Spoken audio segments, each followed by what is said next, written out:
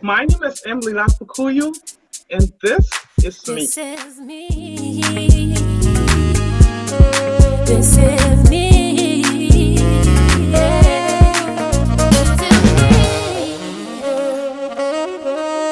Well, hello, ladies and gentlemen. Welcome to This Is Me. I am D. Curtis, your host, joined by my co-host, Mr. Patrick Tucker. And you guys are in for a good one today. We have an amazing guest here that we all will get to know together. And it's no other but Miss Kpukuyou. Did I say that name right?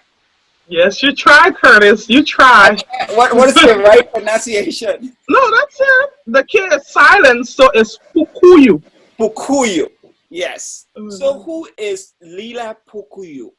And what's the meaning of the name? Well, Curtis, it's a pleasure being in your company and that of Patrick. Um, my name is Leelai Kpukuyou.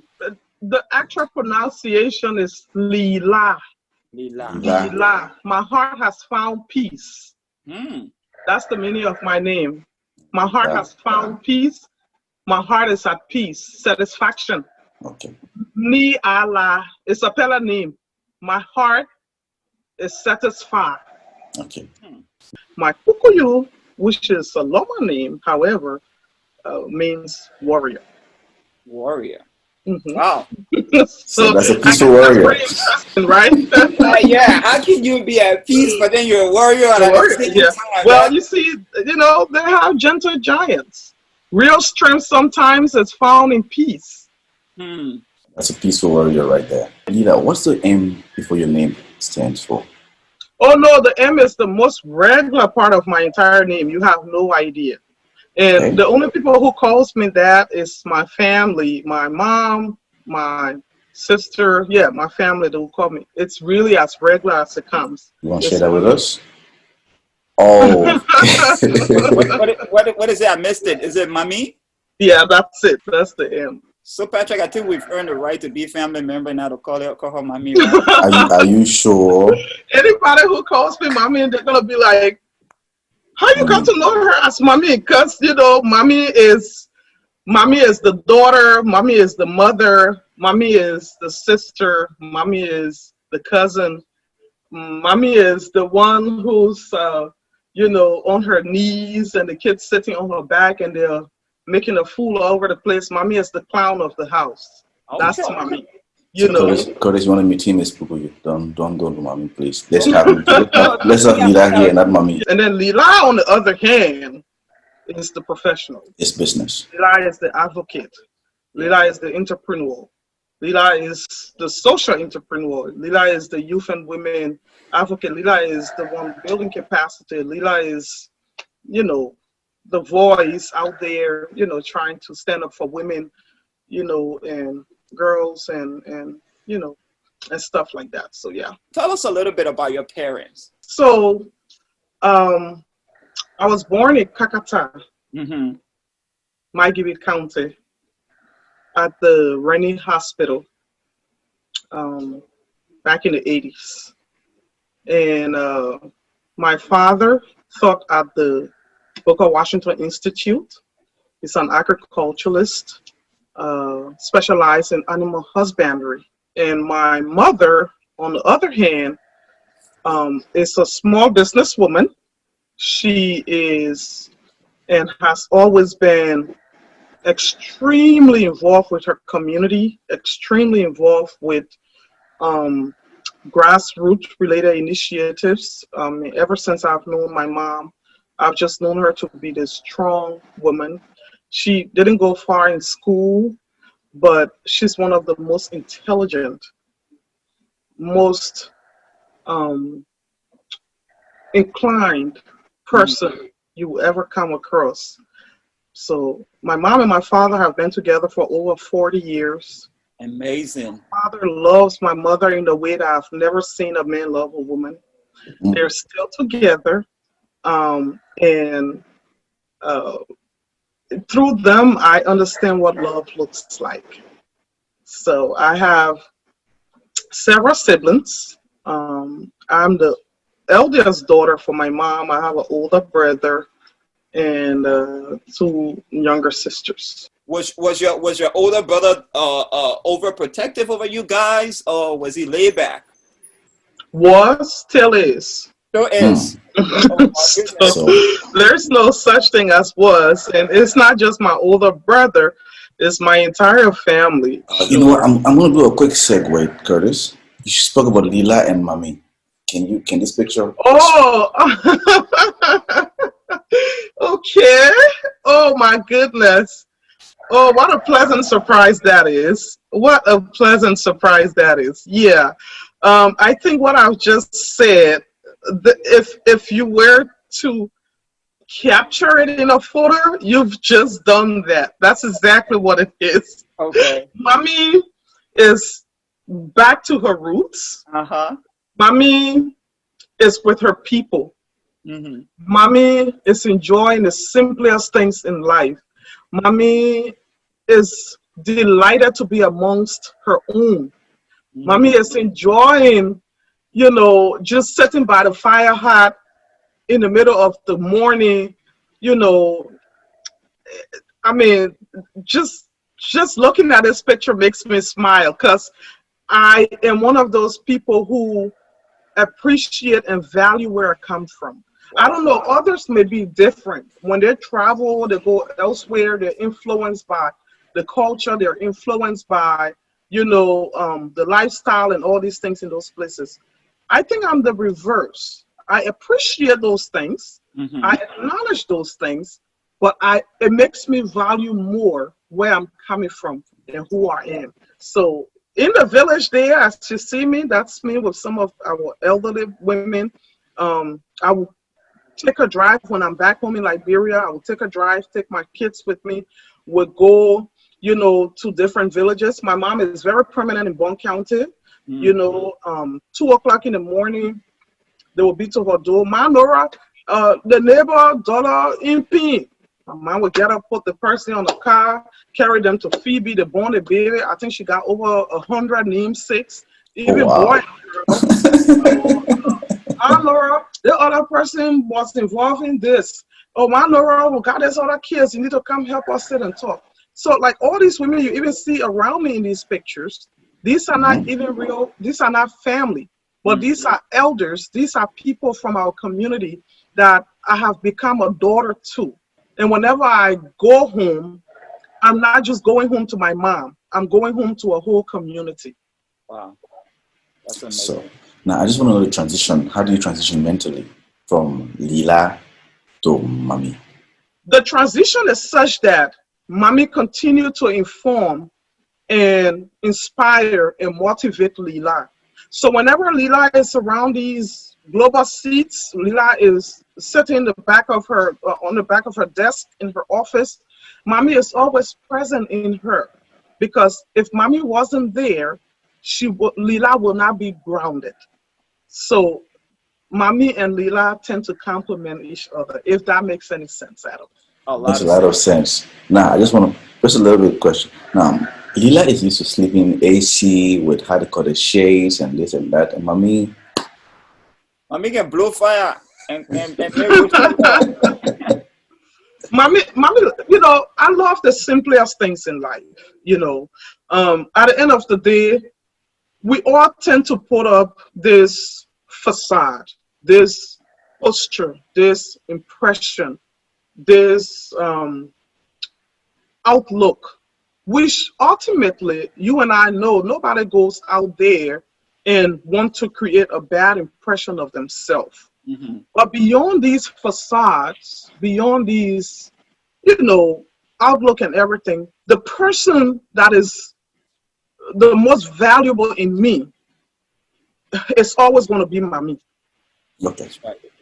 It's always going to be Mommy. And I have no reservation whatsoever telling people my story, telling people where I come from, telling people who I am. My mom, like I said, small business woman, small market woman. I don't even want to use the word business because she had her little shop and that was it. So I didn't come up with any silver spoon. There were no rubber farm to inherit. I mean, nothing against anybody who have inherited one. But the point I'm making is I never came up with any silver spoon in my mouth. I came up grounded, I came up humble, and as a young woman, I experienced a whole lot throughout the years. But all of what I experienced informed my very being, informed me in terms of what I really want to be and what I don't want to be, in the future. And yeah, all of this is what has molded me, basically. Interesting. And I love the way you put it. Mommy, is the root that motivate Leelai. And I want to believe a lot of that is from, what your parents instilled in you. So I want to Absolutely. go back to mom and dad. Talking about mom and dad, let's see what's going on. Oh my goodness, you guys have done extensive research, haven't you? Yeah. I am pleasantly surprised. We try. I used to work for the FBI. I can tell clearly, Curtis. I can tell you did a lot of work. But yeah, so at home, this was actually back in Liberia. Mm-hmm.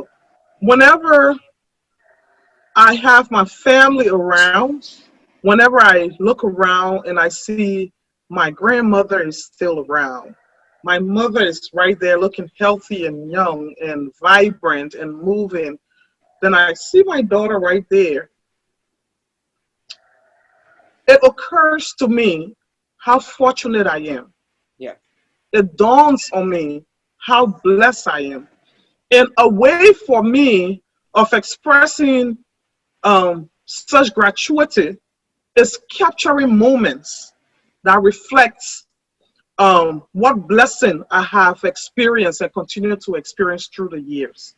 So in this picture, you have my grandmother, my mother's mother. Mm-hmm. You have my beautiful mother, obviously. Then there's me, and that's my daughter, Catherine. Yeah. Now, it will interest you to know that I am the closest to my grandmother. And part of the reason is because I've taken the time to understand our culture. I've taken the time to understand our language, and I speak it in a way that a lot of other grandkids kind of tend to struggle to speak it.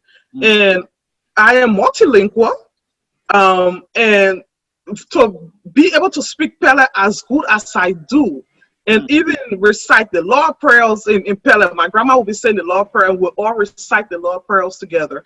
I will get the little Pele books, and I learn and take my time. I've just always been intrigued about my culture. I've always been intrigued about my tribe. I've always been intrigued about, the traditions and all of what we're made of. And these things fascinates my grandma so much so that she calls me her Peli.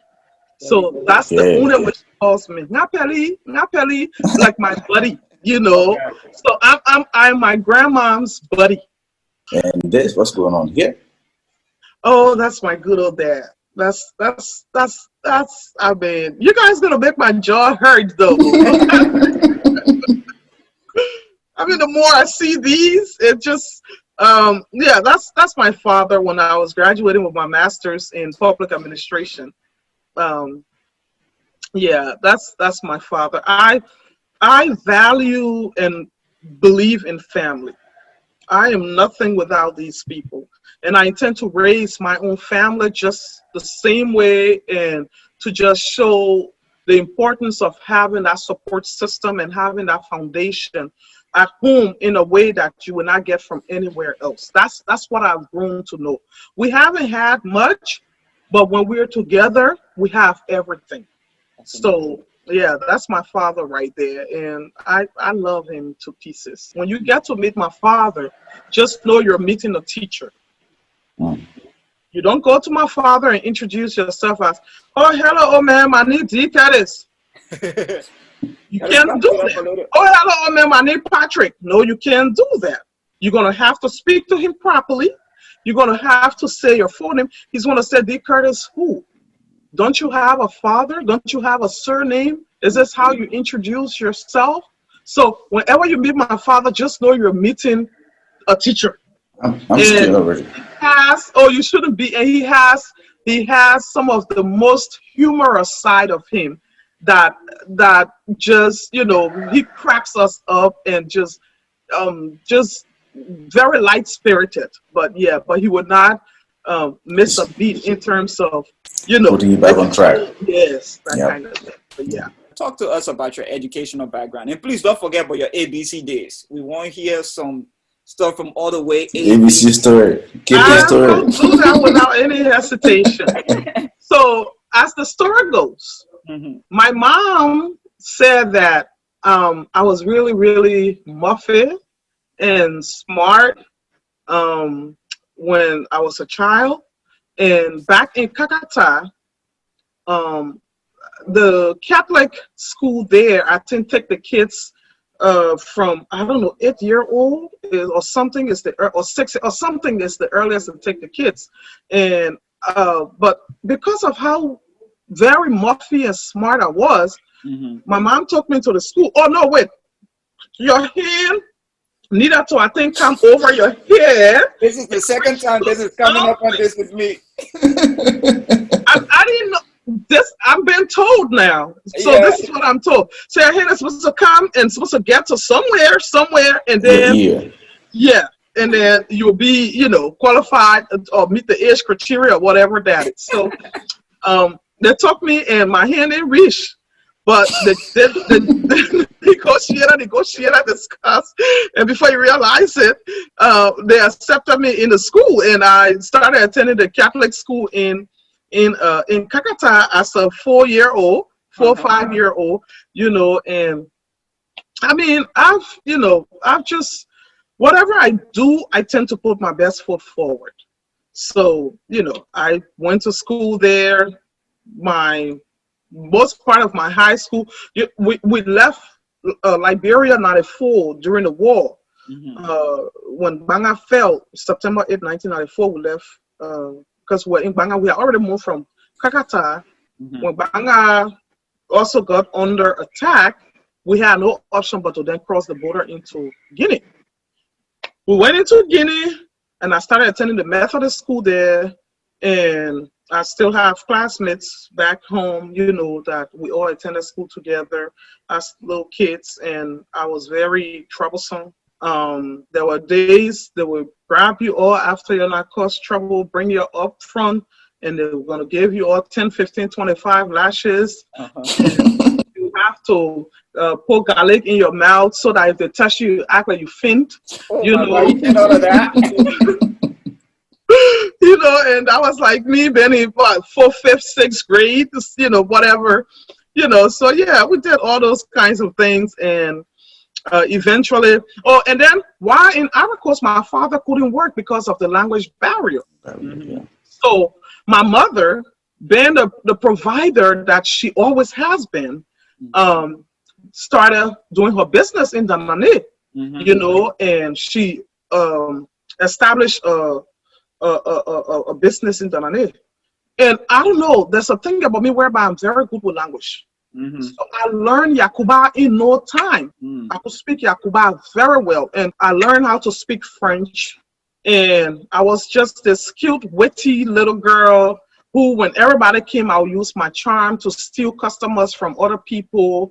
And then I would speak the tribe, and I would speak French, and just, bubbly. Like I was never shy. I was never introverted. I didn't need to know you to start a conversation with you. I will start one, period. We're going to talk, and we'll talk forever. I know you already. We've been knowing each other ever since. It's like, don't talk to strangers. Oh no, please. That didn't apply. If I would talk to so many strangers, I will sometimes get wet for talking to strangers. It's like, little girl, you need to behave. You can't be doing this. I'm like, okay, Mama, okay. But guess what? I'm doing all of this, and that's how I'm able to make my mom money. And then, and then I would, set up gangs in the school, and then we'll go to all kinds of things. This is what? 13-year-old, 12-year-old little girl, 13, 12-year-old little girl, and I was just been a normal, little girl, but I was a ringleader in a lot of instances, yeah. And to be honest, I used to suffer most of the consequences because I would be putting my chest out.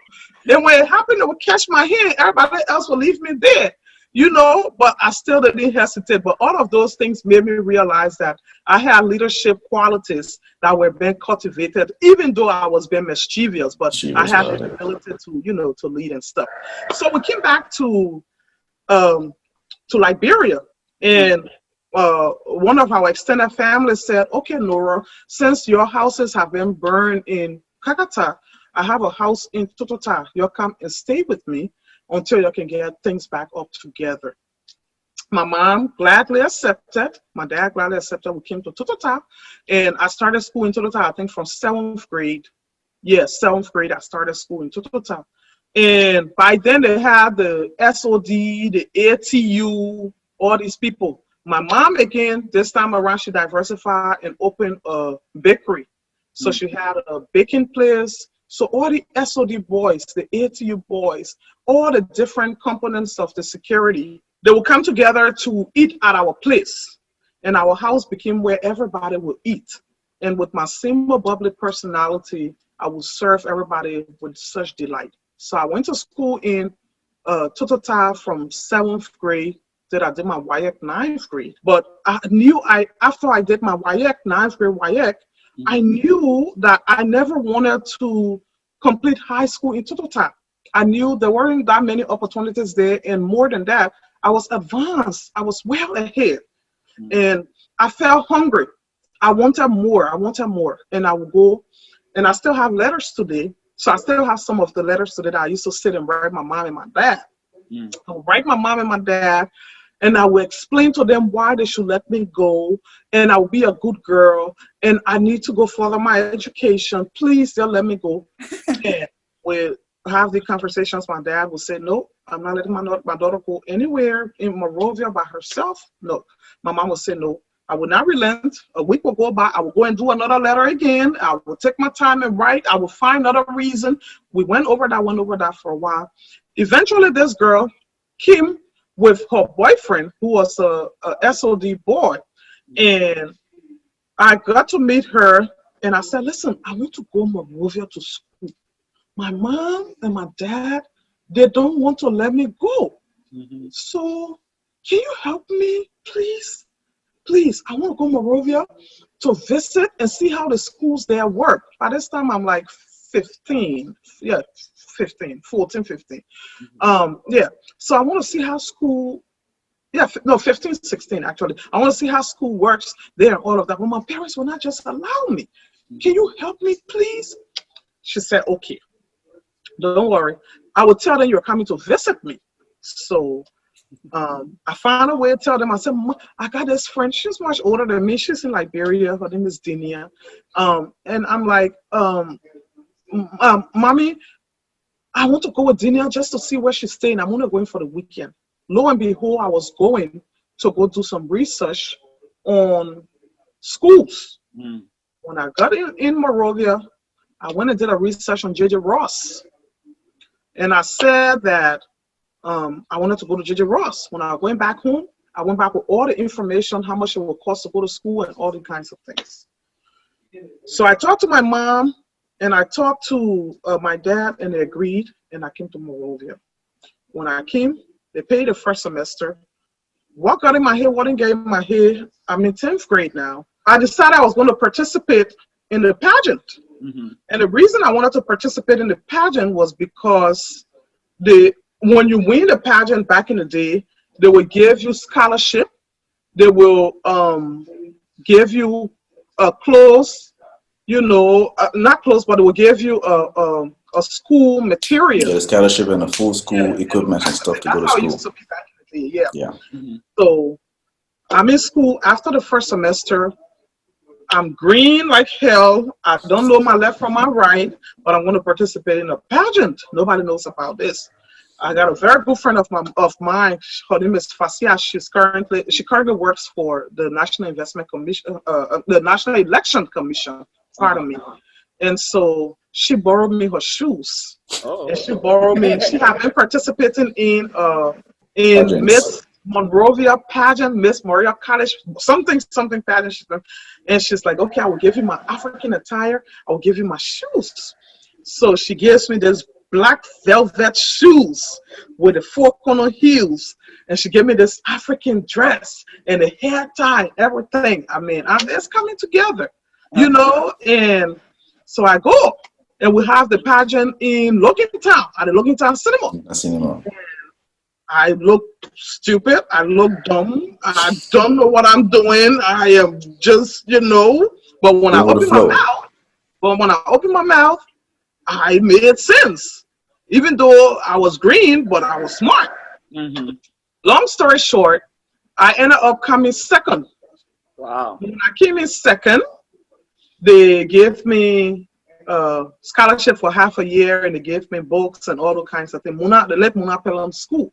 That's where, you know, we became friends from, really good friends, you know, and then 2 other years. And eventually I ended up becoming the a guest speaker, I think, for the 43rd graduation about 2 years ago before her death. She asked if I could do them the honor, and I was really humbled to do it. So yeah, that's where I was in 10th grade, went on to 11th grade, and then I decided, you know what? No, 9th grade, then went on to 10th grade. From 10th grade, then I went to Rocks International and graduated from there. So that's high school. Then I went on to AMU, got my bachelor's in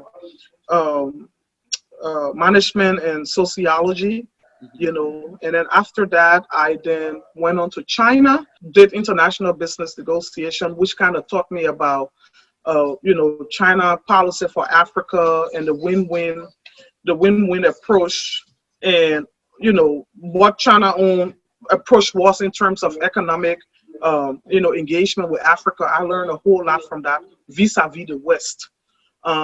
I then went on to Japan, where I studied, you know, small business management and cultivating local tourism, you know. I went to Norway, also did some small, Sweden, did some small study there, and a couple of other places, actually, you know. So I've been all over the place, then came back home and got my master's in public administration. Nice. That's interesting. That's an interesting. Yeah. And currently journey. I'm actually studying online at Oxford. Amazing information. Whether is the hand not reaching the ear, but the mouth is very sharp. She made it through. Right. Borrow the shoes and the dress to walk the stage. She came For which out I'm eternally grateful. Whatever the case is, she came second. Yep. No judgment here. We all been there. You were watching. You're not borrow shoe before. I not borrow shoe before. I've been wearing PP shoe now too and stuff. Yeah. Ladies and gentlemen, you guys are watching This Is Me, and our guest today, you know, is no other but Miss Kpukuyou. We will be right back. Let's hear from our sponsors, and it will take it right back. Your jubilation and celebration. Are you planning a wedding, celebrating an anniversary, or a graduation party? How about that crowd-pulling concert? Book D. Curtis now for an unforgettable experience. With D. Curtis as your master of ceremony, your event is guaranteed to leave an impression.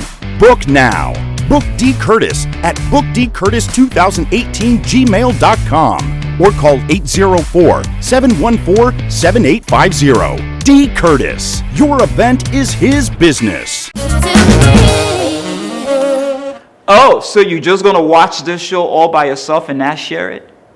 Come on now, share the page. Subscribe. This is me. Well, ladies and gentlemen, welcome back. You're watching This Is Me. I'm D. Curtis, your host, and my co-host, Patrick Tucker. And on today's episode, we have Miss Kpukuyou, who's been amazing so far. We've been learning a lot. We got to know Mommy. We got to know a little bit of Leelai. We talked about her, you know, her educational background and stuff like that. What would you say is Leelai's biggest accomplishment so far? My accomplishment so far would be, in my opinion, the impact that I have made on others, given the positions I have found myself in. Coming the full step of my mother, I decided I wanted to be an entrepreneur myself. An entrepreneur that will make a difference. And so I established a store on Benson Street. It still is there today. Those who know me from back then knows. And through that store, I was able to employ over 75 former child soldiers and teenage mothers and kids from the Liberian Civil War who needed to be reintegrated into society. Mm-hmm. And I developed this very interesting business model before SEPE became a thing.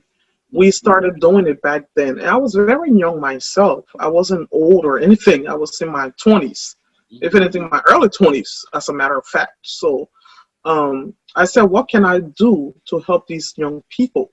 So I would go to China, bring goods, go to Dubai, bring goods, come to the States, buy goods, take it back home, get these children that will come, bring wheelbarrows, give it to each of them, and tell them, say, I'm giving you this goods for you to go and sell and make something off it for yourself.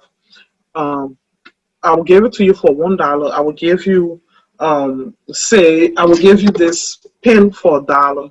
You can sell it for up to $2, up to $3, whatever you sell it for. Just bring me $1 back, but you can take the profit. Now, I don't know you from anywhere, D. Curtis, but your friend brought you here and said you needed help. Mm-hmm. So I will give you this pen to go and sell. I'll give you the first 100 pieces to go and sell. Mm-hmm. If you run away with my pen, it will not break me down. Let me be honest with you. Mm-hmm. But just know you've burned your bridge with me. So you will not come back to me anymore. Okay? I'm just trying to help you help yourself here. Yeah. All right? That's it. And I will motivate them and I will talk to them and I will tell them that the one collateral that I'm holding you by here is your repetition. Yeah. So I use the repetition collateral as a means of holding them accountable. And you may be amazed to know that the almost 100 ex-combatants and former child soldiers and teenage mothers that I helped throughout that time, 99% of them came back and brought back the money and did what they could. And every Monday was the day that I would sit down with them, find out what's happening in their individual lives, what can we do to make them better. Up to today's date, I still have a few of them that are still with me. I have a few of them that I've helped them. They've built their own houses. They are married. They have transitioned their lives. They are doing something for themselves. Some of them have their own businesses and stuff, and they all look up to me because people who wonder say, what has Leelai done? What is her impact in Liberia? But my impact started when I had nothing. And I realized whatever little I had was good enough to share with everybody else. So when you talk about accomplishment, I measure my accomplishment through those means. My accomplishment would be through my organization, the Africa Youth and Women Empowerment Initiative, going to high schools in Bong County, in Maigiri, in Lofa and other counties, and sitting down with students that are in the 11th grade and 12th grade and asking them, what do you want to do with your life when you get out of high school? And they look at you blank. They have no idea what you're talking about. You see these beautiful, intelligent, you can see something in them. It's right there. Yeah. It's right there. You're looking at it. You can feel it. You can see it.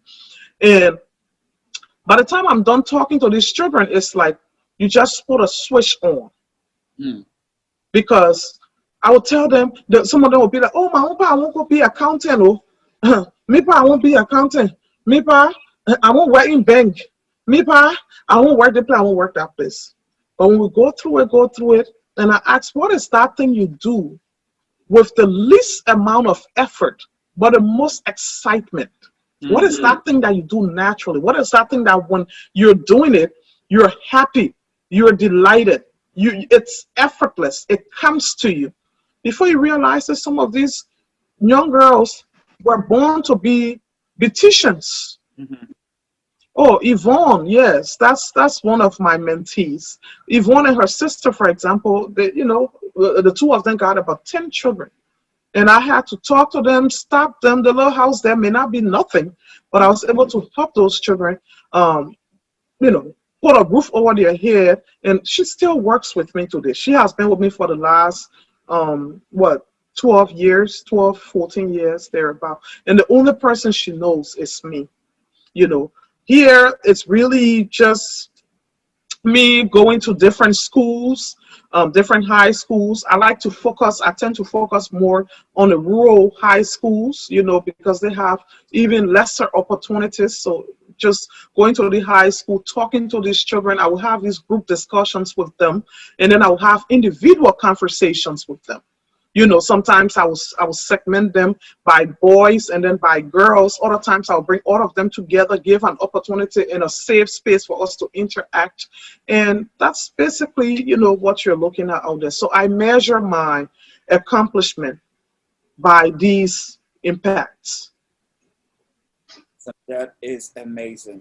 You mentioned something about your upbringing and your vision. When you met the first female president of Africa for the first time, or let's say this interaction, what was the emotion going through your mind? To be honest with you, Madame Shalif has, raised the aspiration of women, regardless of what the political issues are. She has raised the profile of women in a way that it has never been done before. It was unprecedented.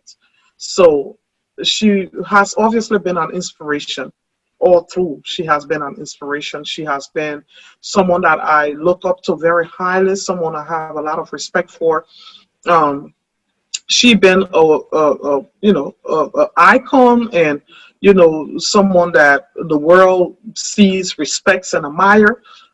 It's only fair that we tend to appreciate the history that she made through her legacy as being the first female president. I'm not discussing politics here. I'm not going into the intricacies of, what she did, what she didn't do, how it happened, how it didn't happen. No, I'm just here saying that the fact that she became the first female president in Africa, I think that in itself is a legacy that I, as another woman, a young woman, a Liberian woman, that has been involved in politics and involved in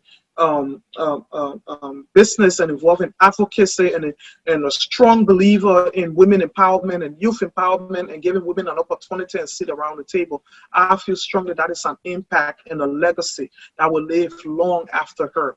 And that is something that has affected me very deeply. Well, for me, just looking at your page alone, right? My mind is just blown away. I can't even keep one friend. I think the person I've kept for a very long time, probably Patrick, we went to high school together. I quit to these people and just, okay, go find your way. But how do you maintain these relationships? How do you keep these people closer to you? And they're from every background. It's not just Liberia. How do you do that? A lot of my friends, and I have a very mutual concern for each other. We may not talk to each other every day.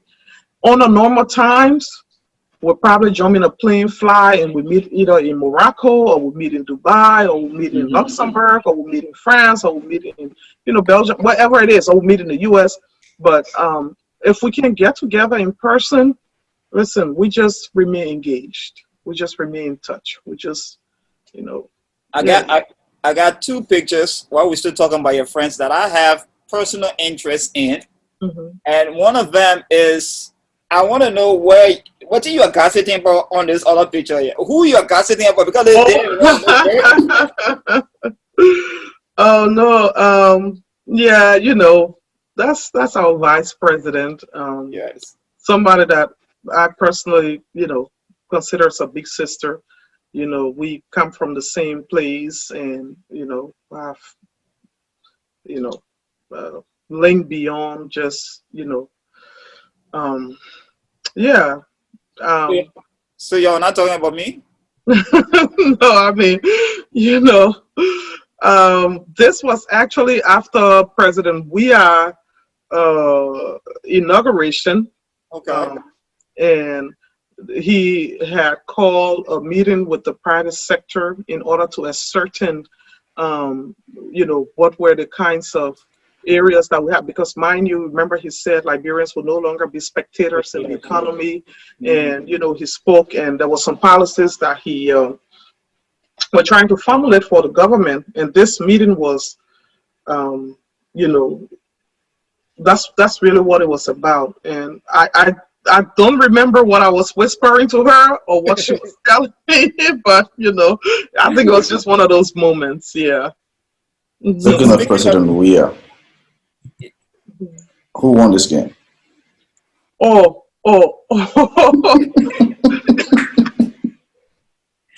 Where do you all get these from?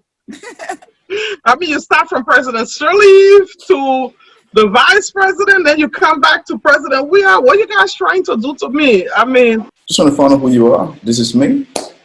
I know this is me for true, and y'all really put me on the spot. But no, this was in Accra, Ghana. Before the president became president, when he was senator. We've all had immense respect for each other. We've, taken trips together, had engagements together. We've traveled different countries and stuff like that before he became president. So there was that, mutual friendship, and it's because of that we were in his house. In honesty, in this picture, I was being taught how to play pool. I don't know how to play pool. I don't want to lie, so I obviously could not have won a game. I was being taught, the way she holding the pool stick set. Thank you. I was actually being taught. It's like, no, Leela, hold it this way. Okay. By that time, well, okay, Senator, hold it that way, and I was trying to figure it out here. But yeah, I mean, it was just, just moments after we've had all of these engagements and meetings and stuff, that we sit back and just be. Let's see here. Fashion. We can't talk about you without talking about fashion. Like you're kind of like a walking exhibit of an Asian modern day and future exhibit. Like, what's the inspiration behind your looks? See, Curtis, why are you trying to make my hair big? It's not making your hair big. Like I told you the first time I talked to you, I spent days on the page, and every picture is just, oh my gosh. I mean, that's me in the States, of course. I'm sitting here. I'm sitting here in honor of the fact that this is me. It's a Liberian show. I'm actually wearing something that was done by a Liberian designer called Geneva back home. And I have the typical African print. So this is an African print from Lofa that is on it that I'm currently wearing. But in there, that was a spring day. I was, I probably came from a meeting or something, and my fashion is actually influenced by how I feel. I don't have any inspiration at all. Okay. Well, this was right after Christmas, and mask has now become a thing. I'm very comfortable in my skin. I know who I am, and instead of putting on a regular face mask, I thought I would incorporate my scalp as a mask.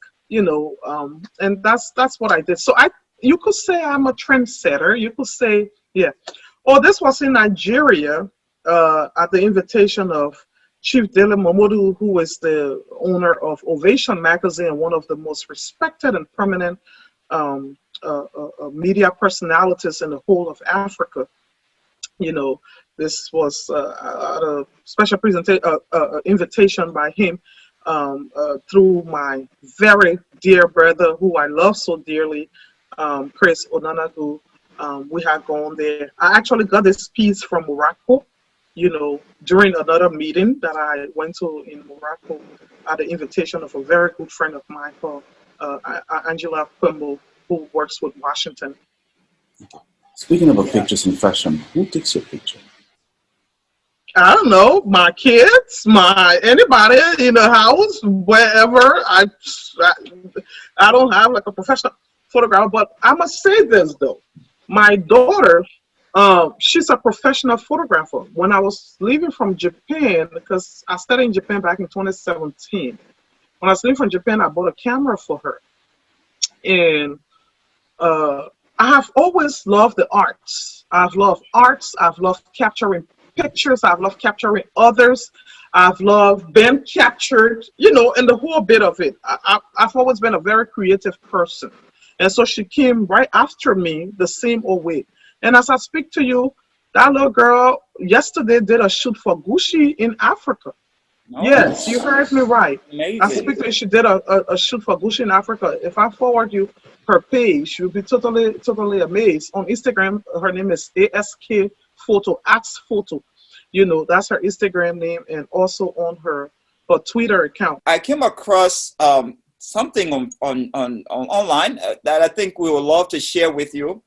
Family mean a lot to you. Yes. I want to know how you felt, like, nurturing her, assuming that, every birthday you're the one that is singing the birthday or making preparation to surprise her and stuff like that. How did you feel during this moment or after this moment right here? Oh, Happy birthday to you. Happy uh, birthday to you. Happy birthday, dear mommy. Happy birthday to you. oh May goodness. God bless you. May God bless you. May God Oh, bless you, dear. Happy birthday to you. Yep. So how did it feel? Um, I mean, it's the simplest things in life. That was probably one of the best birthdays I've had compared to going to Vegas and seeing Andrea Bocelli or seeing Elton John or going to somewhere and seeing Celine Dion, or none of those really matter as much as having, the thought put into these little moments. And that was what you see was what it was. I just woke up from bed and she came up to me, Mommy, happy birthday. I mean, yeah, it means everything. Thank All you. right. We've learned a lot about you. We're about to hit the rapid fire questions, short answers, Okay, and then we just keep it going. You ready? I guess I am. All right. Is there a lucky guy? Yes. What celebrity would you give a perfect 10 score? Nobody. Nobody? No celebrity would take a high. Okay. All right. Not a 10. Not Because a we are 10. all a work in progress. Got it. What is one thing that sounds like a compliment but isn't? Oh, you sound so well spoken. Wow. You from Liberia? No, that's not a compliment. Yeah, I'm from Liberia, and Liberians are very well spoken and educated and intelligent. How about that? Get Don't that tell me right. you sound well spoken and you're from Liberia. That's not a compliment. At least they didn't ask you whether you speak African. Right? Let's see. If you could know the absolute and total truth to one question, what would that question be?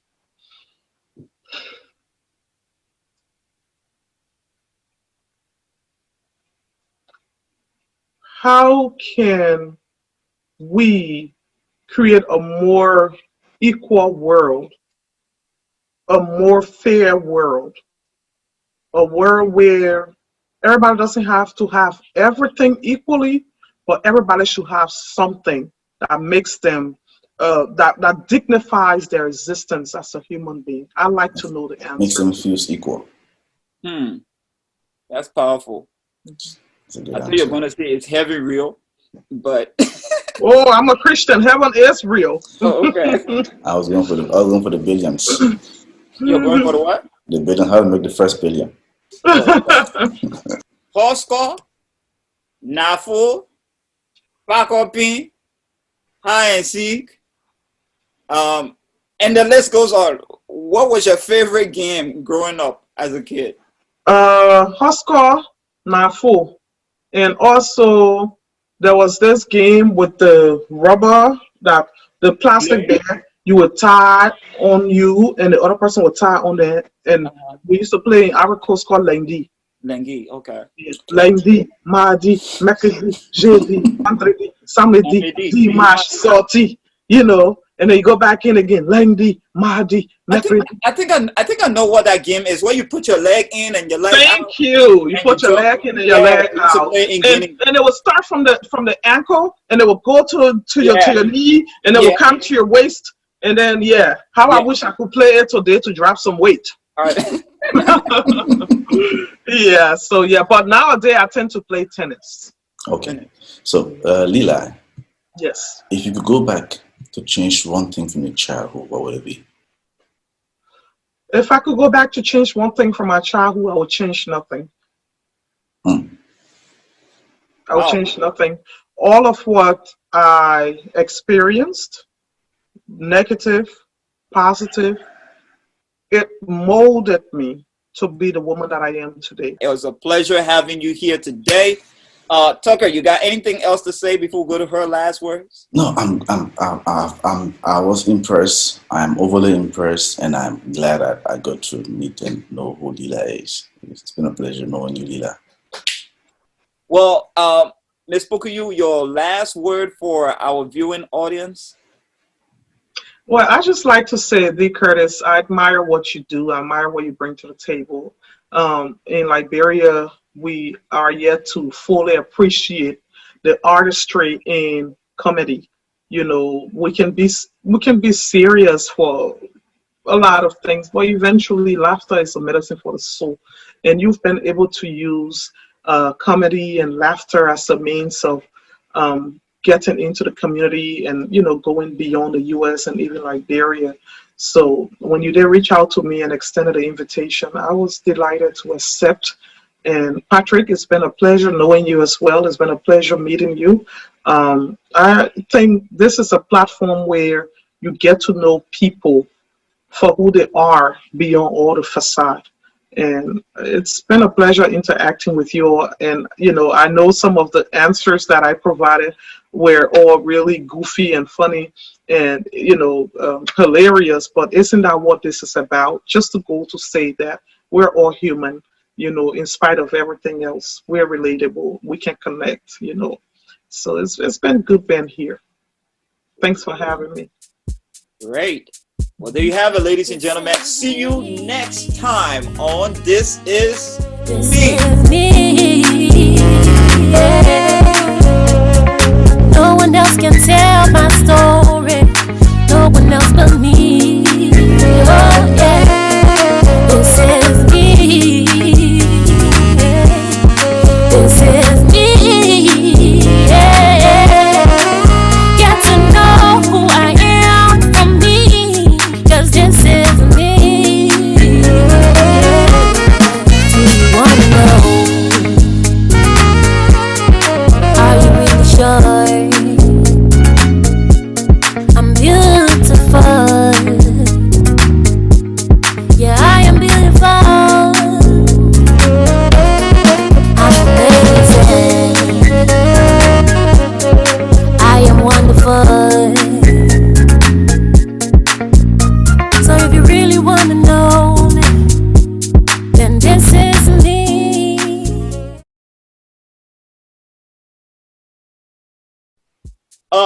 Who is the one person you would love to see on This Is Me? I would say, and you know, maybe this may sound, the person may be shocked to know that I mentioned them because, you know, we don't have any relationship. We know each other, but we don't have any relationship.